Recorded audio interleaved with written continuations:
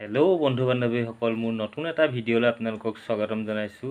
মই আজি ঘৰত কিদৰে মই নিজে নিমকি বনাওঁ আৰু সেই নিমকি মই কেনেদৰে পেকেট কৰি বজাৰত বা গাঁৱত মই কাষ্টমাৰক দিওঁগৈ, বিক্ৰী কৰোঁ, সেই বিষয়ে আপোনালোকক সম্পূৰ্ণ দেখাম আজি এই ভিডিঅ'টোত। এতিয়া নিমকি বনাবৰ কাৰণে এয়া আধা কেজি ময়দা আমি গামলাত বাকি লৈছোঁ আৰু ইয়াৰ লগতে আমি ইয়াত বেকিং পাউডাৰ আধা চামুচ বেকিং পাউডাৰ দি লৈছোঁ। বেকিং পাউডাৰ দিয়াৰ পিছত আকৌ ইয়াত আমি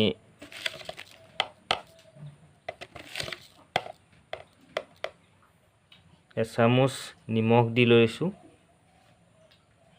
এতিয়া এই বেকিং পাউডাৰখিনি আৰু নিমখখিনি এনেদৰে মিহলি কৰি লোৱা হৈছে।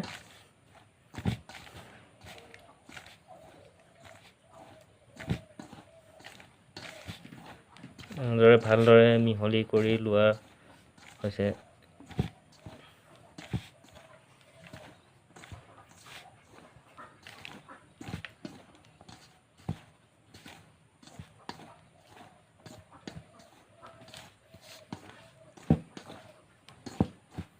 এইখিনিতে মিহলি হোৱাৰ পিছত এতিয়া ইয়াত ৰিফাইন তেল আধা কাপ ৰিফাইন তেল আমি ইয়াত মিহলি কৰি লৈছোঁ।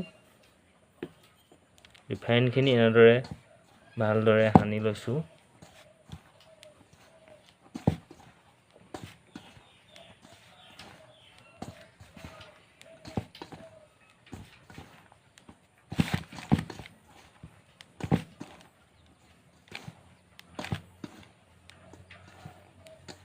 ৰিফাইনখিনি সানি লোৱাৰ পিছত এতিয়া অলপ গৰম পানী কৰি থোৱা আছে।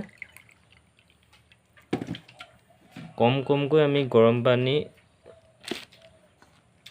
দি এইখিনি সানি থাকিব লাগিব। এতিয়া আমাৰ ময়দাখিনি মঠি ধুনীয়াকৈ হৈ গৈছে। এনেকৈ ধৰণৰ আমি এতিয়া থৈ লৈছোঁ। এতিয়া ময়দাখিনি অলপ 10 মিনিটমানৰ কাৰণে এনেকৈ কাঁহী এখনে আমি ঢাকন দি থৈ দিম। 10 মিনিটৰ পিছত আকৌ এইখিনি বেলা হ'ব। এতিয়া আমি ময়দাখিনি এনেধৰণে লাডু কৰি লৈছোঁ। লাডু কৰি লোৱাৰ পিছত বেলনা দি এনেধৰণে বেলনা মাৰি দি এতিয়া এখন এই ছুৰীয়ে আমি ছুৰী সহায়তে কিনাৰকেইটা কাটি লৈছোঁ, তেতিয়া আমাৰ সুবিধা হয়। এতিয়া কিনাৰকেইটা কটাৰ পিছত আমি ইয়াত ছুৰীয়ে আপোনাৰ চিন দিম, নিমকিৰ ভাজ দিম। এতিয়া এনেধৰণে নিমকি ভাজ দিয়া হৈছে।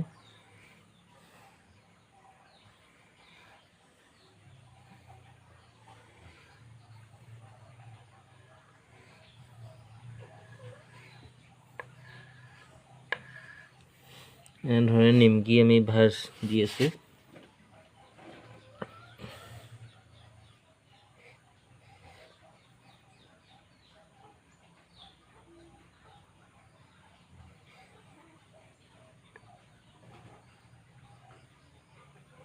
এইখিনি এনেধৰণে নিমকি ভাজ লৈছে।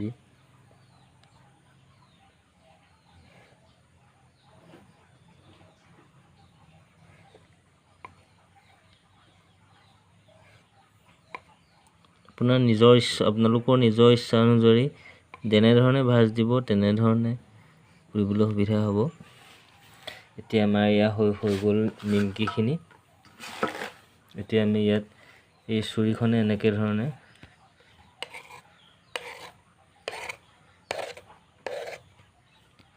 এতিয়া আমি এনেধৰণে প্লেটত আমি এনেকৈ থৈ দিম।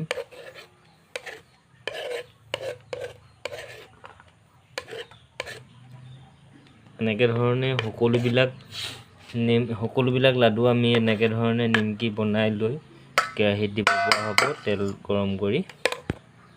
এতিয়া আমাৰ এই ময়দাখিনি ধুনীয়াকৈ বেলি পিনি এয়া আমি নিমকি আকাৰত ধুনীয়াকৈ কাটি ল'লোঁ।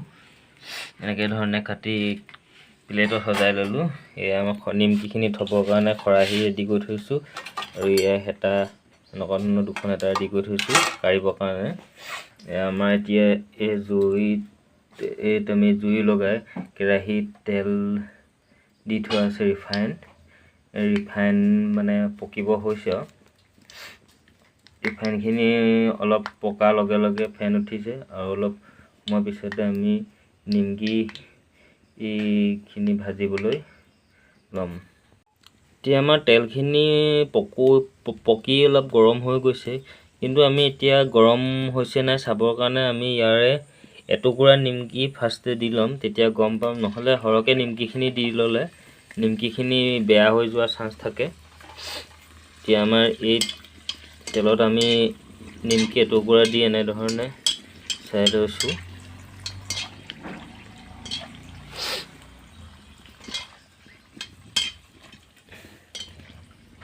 নিমকি টুকুৰা এয়া ফুলিছে আৰু, কাৰণ তেলটো সম্পূৰ্ণ গৰম হৈ গৈছে।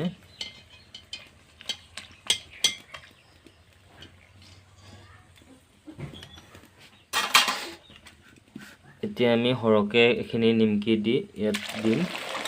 নিমকিখিনি লদা মাৰি আছে কাৰণে এনেধৰণে প্ৰথমতে লৰাই ল'ব লাগিব। নিমকিখিনি লদাটো ভাঙি ল'ব লাগিব। এনেধৰণে নিমকিখিনি অলপ দেৰি লৰাই থাকিব লাগিব।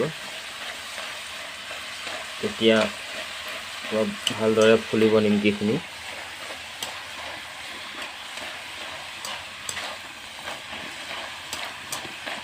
ধুনীয়াকৈ ফুলিছে নিমকিখিনি।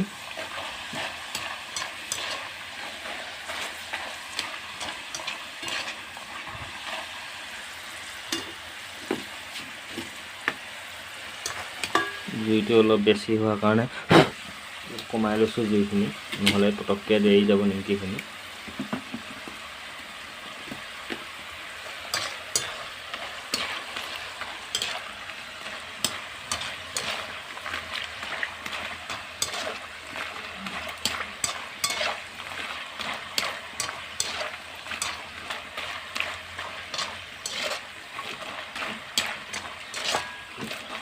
এনেধৰণে অলপ দেৰি লগোৱাৰ পিছত নিমকিখিনি এতিয়া অকণমান ৰঙচুৱা কালাৰ এটা আহিছে।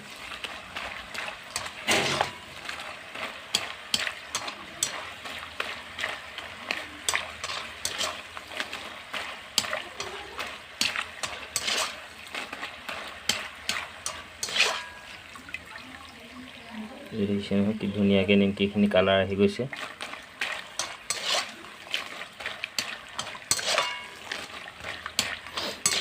নিমকিখিনি কালাৰ আহিলে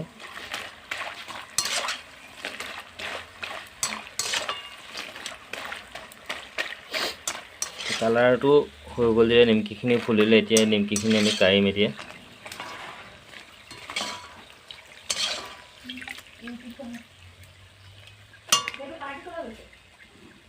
নিমকিখিনি কাঢ়ি এতিয়া এনেকুৱা তেল নলগা খৰাহিত থ'ম, তেতিয়া আমি তেলটো শুহি যাব সোনকালে।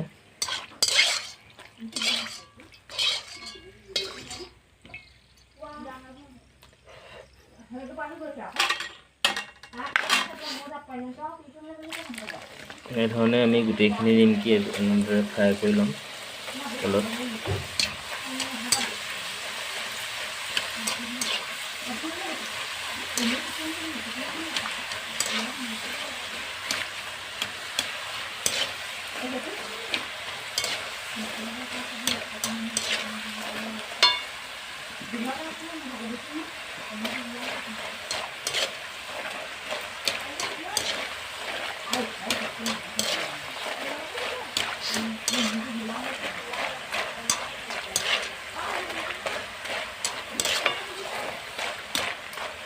এনেকুৱা ধৰণে আমি গোটেইখিনি নিমকি সম্পূৰ্ণকৈ ক্লিয়াৰ কৰি বনাই লৈ অলপ ঠাণ্ডা হোৱাৰ পিছত পেকেটিং কৰা হ'ব।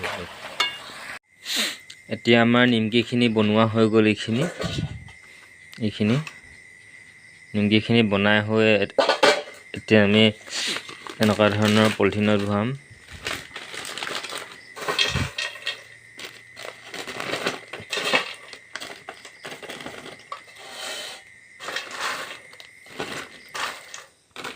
এনেকুৱা ধৰণৰ পলিথিনত ভৰাই